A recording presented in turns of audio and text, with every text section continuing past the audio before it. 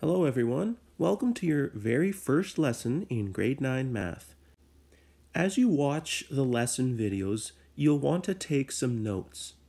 So as you're taking notes, you want to make sure you include a few different things. You want to make sure you include the title, the date. That helps you keep your notes organized, and you can always find what you're looking for in your notebook by looking at the titles. The other thing you want to include is any definitions of different words or terminology so that you know what I'm talking about when I use certain words. The other thing you want to include in your notes is lots of examples. So as I go through the lesson videos, you are in charge of your own notes. So you need to make sure you're writing down what you need in order to remember what it is that you're learning about. And why do we even take notes? Well, we take notes so that when it's time to study, we can go back and refer to all the examples and we can work through those examples from our notes. Also, it's been shown that for a lot of people, the act of writing something down helps you remember it. If you just sit and watch, you're less likely to remember what it is you're learning about than if you actually write it down too. So it's not an exercise in futility. It's actually for a purpose. You take notes to help you remember things. So this is the start of your first lesson now. And you'll notice I have a number in the top left corner. So every lesson I will have a set of 3 numbers in the top left corner. This tells us what spiral we are in, what topic we are in, and which lesson of the topic we are talking about. So this is Spiral 1, Topic 1, Lesson 1. And the title is Integers and BEDMAS. And you should always write the date on your notes as well. Because this is a video and you can watch this anytime, I'm not going to write today's date, but you should in your notes put today's date.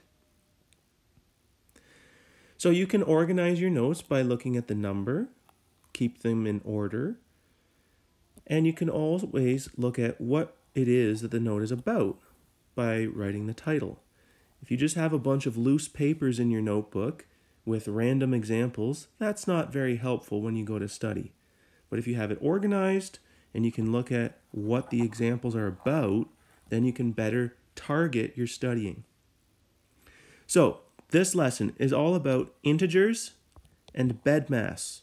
These are things that you have seen before in grade 7 and 8 math, but it's okay if you're a bit fuzzy on the details, if you've forgotten some stuff.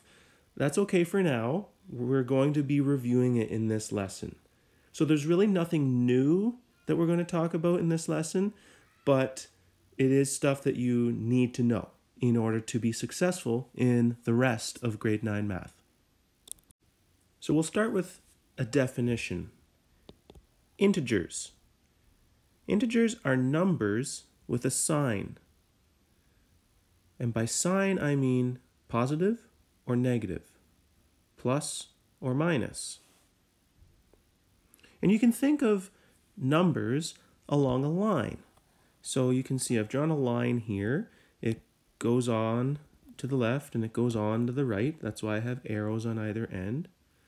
And typically how we show a number line is we put 0 in the middle. And anything to the left of 0 is a negative number, and anything to the right of 0 is a positive number. And a lot of people get confused with different words that kind of mean the same thing. And this is what I'm talking about. When we say that we're losing a certain amount, or subtracting, or we use the word minus and negative, those all mean the same thing. They all mean this symbol.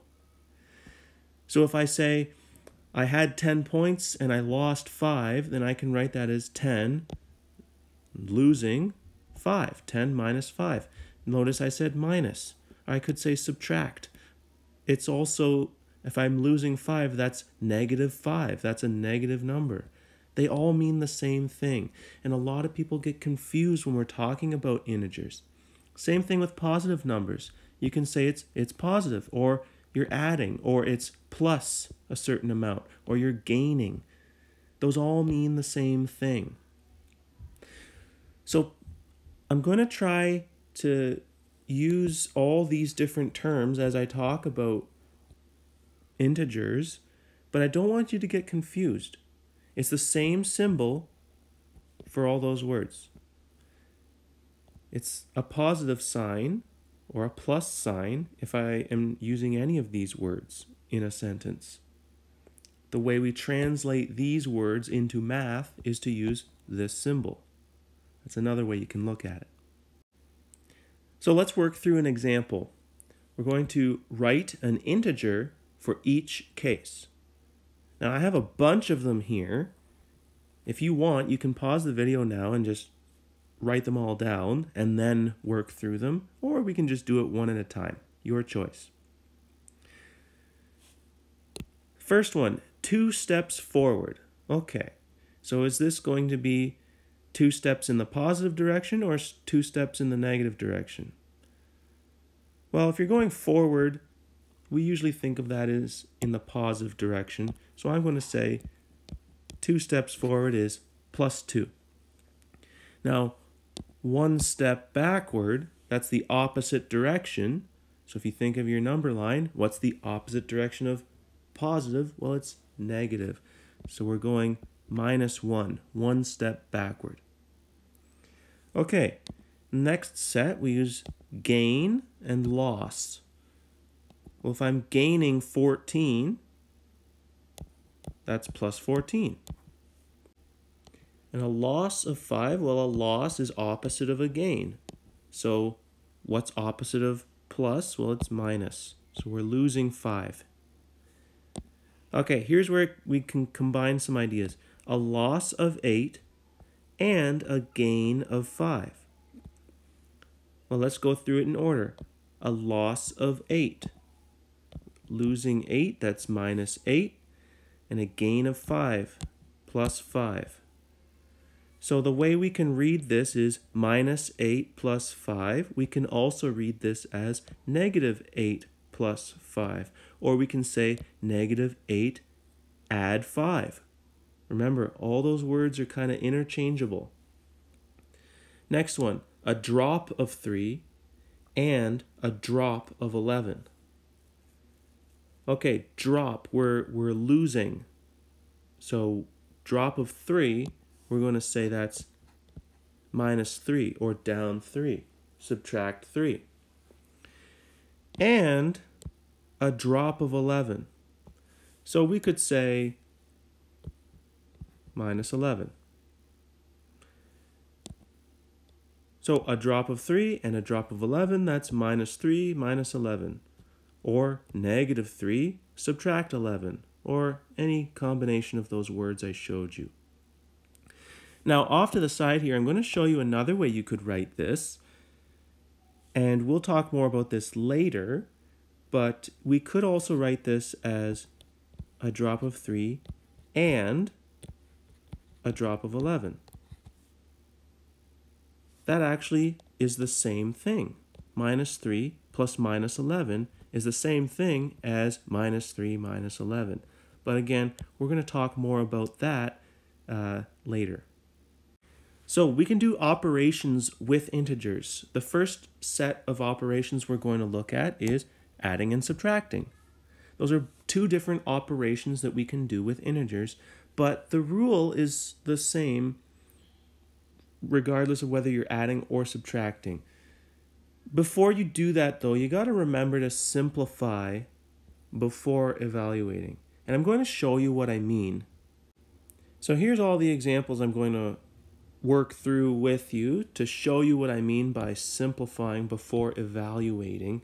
So again, if you want to pause the video now and write all of these down, you can, or you can just pause the video after each one and do it one at a time. It's your choice. First off, let's talk about some terminology here. When the question says evaluate, the root of the word is value. We're trying to find the value of this expression. So -3 plus -4, I can get the overall value of that by adding the two numbers together. So really, when you see evaluate, you can think, just do the math and get the number. That's what we're doing. Now, what do I mean by simplify before evaluating? Well, I could just add these directly, but it's kind of hard. A lot of people get confused when you're adding a negative or subtracting a positive or subtracting a negative like we see all through here.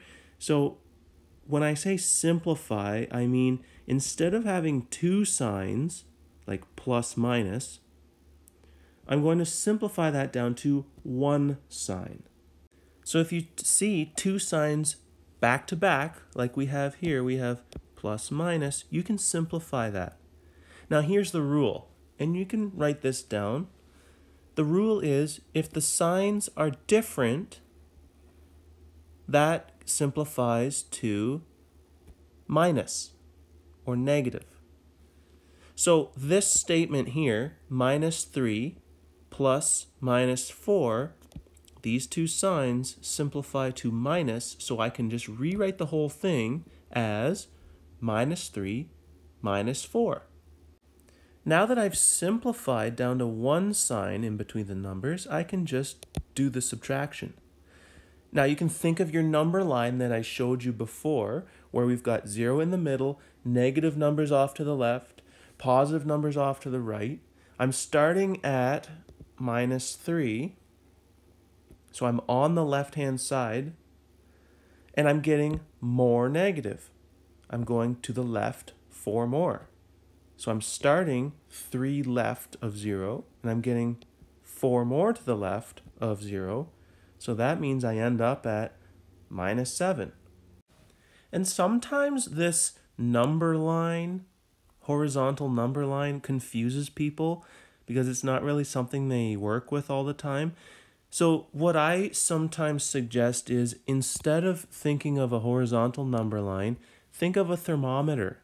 A thermometer goes up and down, and 0 is freezing. Anything above 0, that's a positive temperature. Anything below freezing, that's a negative temperature. So then if you're starting at -3 degrees and you're going down 4 more degrees, you're getting colder. You're going to end up at -7 degrees. So now let's look at the next one. 7 minus +3, or 7 subtract +3. However you want to word it, it's the same thing. You'll notice I have a negative and a positive sign back to back. So I need to simplify that first. The signs are different, so that means subtract. So I would rewrite this as 7 minus 3. And hopefully you can do that one. That ends up being 4. Now before moving on to the next set, I want to talk a little bit about communication. So you'll notice I've been putting equal signs in my answers. So remember, proper placement of an equal sign is very important. When I have a line starting with an equal sign, that means that whatever follows on this line is equal to the line above. So in my solution, I have the original expression or statement, and then I have an equal sign. Well, that whole thing is equal to this whole thing, this whole line. And then this whole line is equal to the next line. So as I work through my evaluation, as I'm evaluating my expression, I work downwards, and each line is equal to the line above. I'm going to be very picky with this because proper communication is very key in math. Anyway, more on communication later. Let's keep going. Here we've got 7 minus 3. Well, there's no double sign or anything. It's just one sign, so it's already simplified. This is just straightforward, 7 minus 3. And we actually did that here. It's 4. This next one, 5 minus 11. Again, there's only one sign. We don't have to simplify anything. All we have to do is the subtraction. Now, a lot of people get stuck here because you're subtracting a number that's bigger than what you're starting with. But if you think of your number line or your thermometer, you can get around this in your mind. If you're starting at 5, that's a positive 5. That means you're up here. And you're going down 11. You're subtracting 11. So if you're starting at 5, you go down 11. Well, 1, 2, 3, 4, 5, 6, 7, 8, 9, 10, 11. Now you're down here. You're at 6 below 0, or negative 6. So if you have two signs back to back, you simplify the sign. If the signs are different, it becomes minus. If you don't have more than one sign back to back, you don't have to simplify. You just do the math. And think of your thermometer or your number line to help. Now here, we have minus 7 minus plus 4. Again, we have two signs back to back. We have to simplify, and these are different. So that's subtraction. So minus 7 minus 4. We use our number line to figure that out. It's minus 11. Okay, in this next one, 4 minus 8. We have a double sign again. We have to simplify, but this time the signs are the same. Well, when the signs are different, it's minus. When the signs are the same, what do you think? It's the opposite. It's positive. So this is 4 plus 8. This is 12. Next one, minus 14 plus positive 3. We have the double plus. Well, signs are the same. It's plus. So this is minus 14 plus 3. So think of your thermometer. You're starting at minus 14, and you're going in the positive direction, 3. So you're heading towards 0.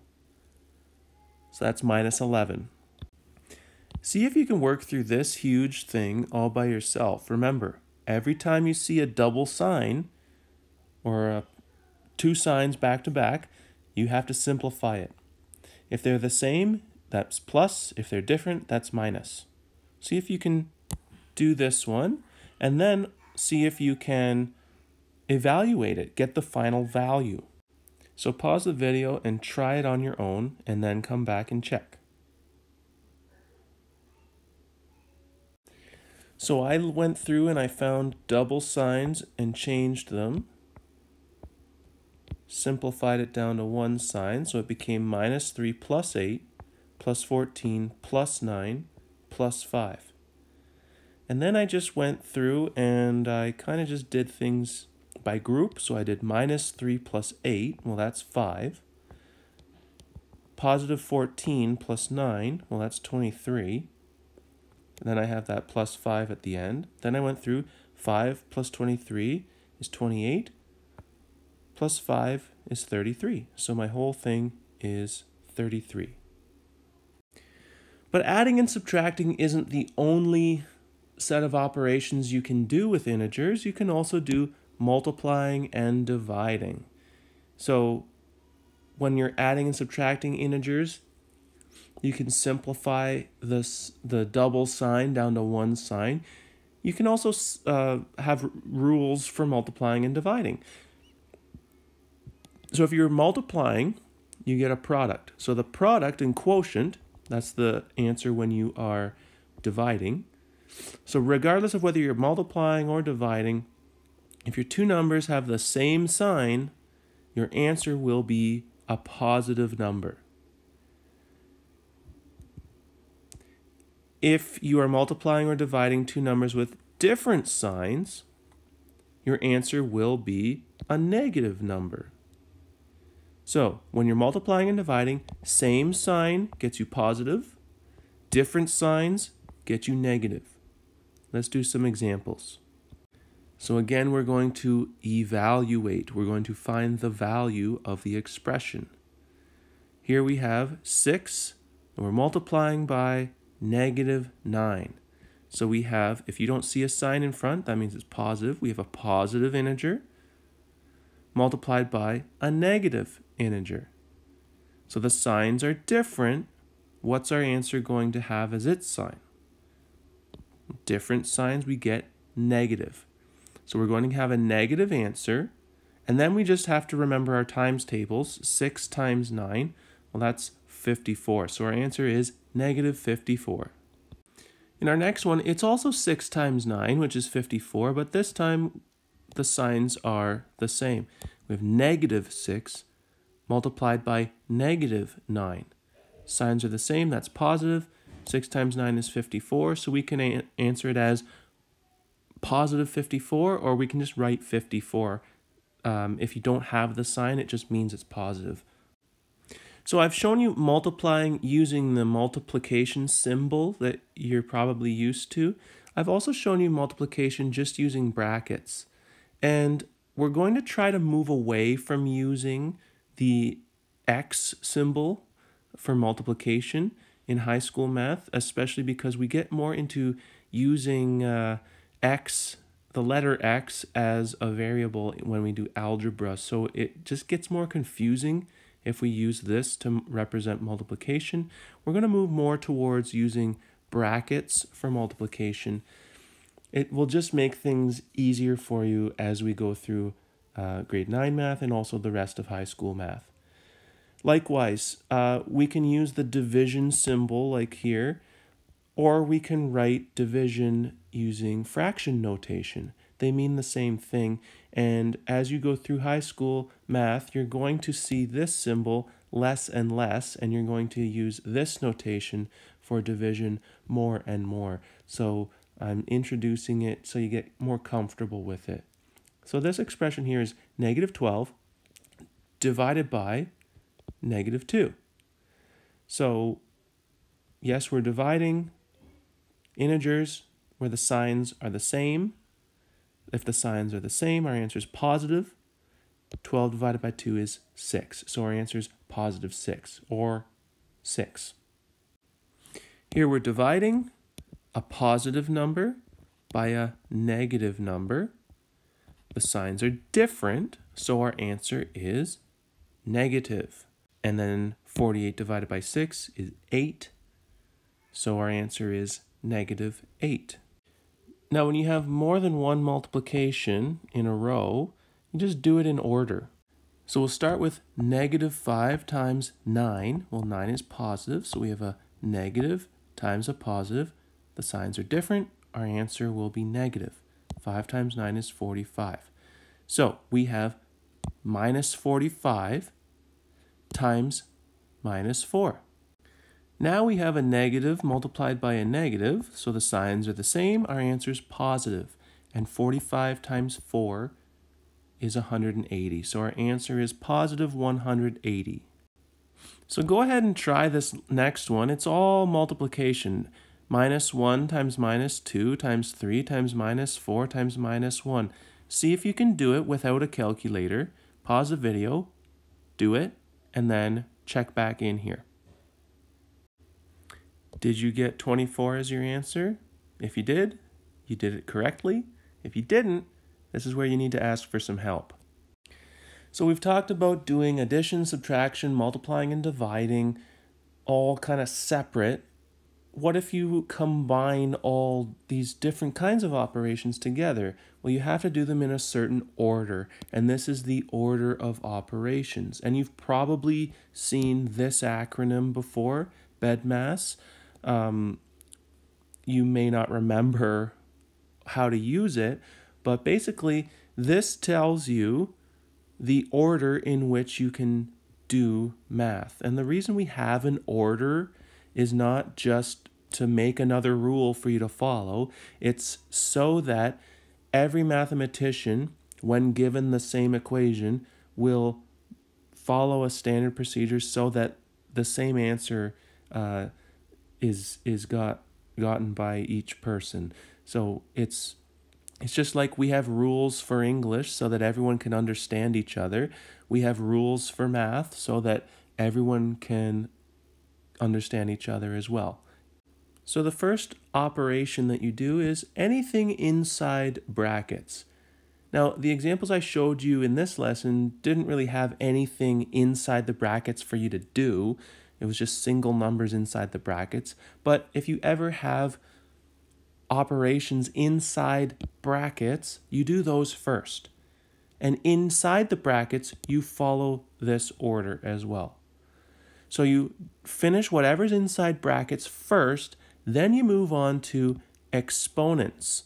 And we haven't talked about exponents yet. We will in a later lesson. But you've probably seen exponents before. You do those next. After you've done exponents, you do division and multiplication in the order that they're written. So whether it's multiplication first and then division, or division and then multiplication, whatever comes first in the sequence of how it's written. Once you've done division and multiplication, then you move on to addition and subtraction. Again, in the order that it's written. So you might have an expression where the subtraction comes first, and you would do that first before the addition. It's just dependent on how it's written. So brackets, exponents, division, multiplication, addition, and subtraction. This is the order in which you do the operations. If you do them out of order, you're not going to get the correct answer. So we'll finish off with these examples in order to do the operations in the correct order. So again, we're going to evaluate. We're going to find the value of the expression. Here we have -2 plus -3 times -4. Remember, order of operations, BEDMAS. We've got a few different operations here. We've got plus, we have times. So adding and multiplication. Which comes first? Well, this one does. So we're going to do -3 times -4 first. Some people are going to be tempted to simplify this first, but don't do that. You gotta make sure you're following BEDMAS. The multiplication comes first, so we're multiplying the two negative numbers first. So we end up with positive 12. So we have -2 plus 12. So our final answer is 10. Here we have -3 plus 4 in brackets times 15 minus 8 in brackets. So remember BEDMAS, brackets comes first. So what do we have inside this set of brackets? Well, -3 plus 4, that's 1. In this set of brackets, we have 15 minus 8. Well, that's 7. So we end up with 1 times 7, which is just 7. Okay, this is potentially tricky for a lot of people because you don't see any operations within brackets to do first. But with this notation, where you have a fraction, like remember this is division, this means the entire numerator, the entire top of the fraction, is divided by the entire denominator, the bottom of the fraction. So if we're dividing the entire numerator, that means we have to do the operations in the numerator first. So it's kind of like we have brackets around the numerator and brackets around the denominator. So just because you don't see them, it doesn't mean you don't treat it like that. So if you see fraction notation, treat the numerator and the denominator separately. Evaluate those first and then do the division once you've taken care of that. So pause the video and try this one and this one on your own and see how you do. You pause the video, do it, and then check back in for the final answers. So here you go, I've worked it out for you. If you don't end up with 9 and 10 as your answers, you did something wrong. If you can't figure it out, let me know and I'll do my best to help. So after all of this, you've seen integers are positive and negative numbers. You can add, subtract, multiply, and divide them. There's different rules for adding and subtracting versus multiplying and dividing. If you're adding and subtracting integers, you simplify the signs. If they're the same, it's adding. If they're different, it's subtracting. When you're multiplying and dividing, if the signs are the same, your answer is positive. If the signs are different, then your answer is negative. And then when you have more than one operation at the same time in the same line, you have to do them in a certain order, and that's BEDMAS, the order of operations. So again, if you had any trouble with this, let me know and I'll do my best to help. Otherwise, now you just move on to the independent practice.